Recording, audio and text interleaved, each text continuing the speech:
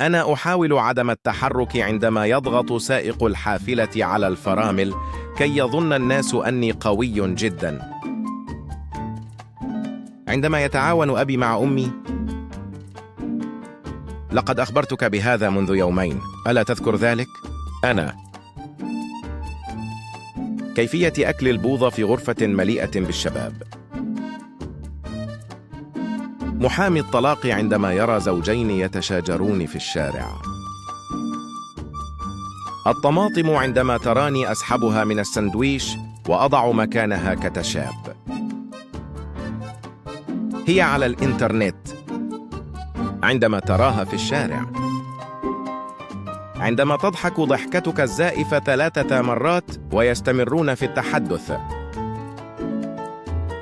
بشرة البنت بعد استعمال صابون العناية ومستحضرات التجميل.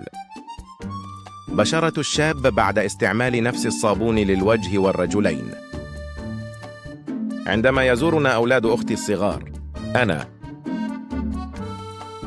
أنا أضيف مع كامل الاحترام على تصريح لا يوجد فيه أي احترام.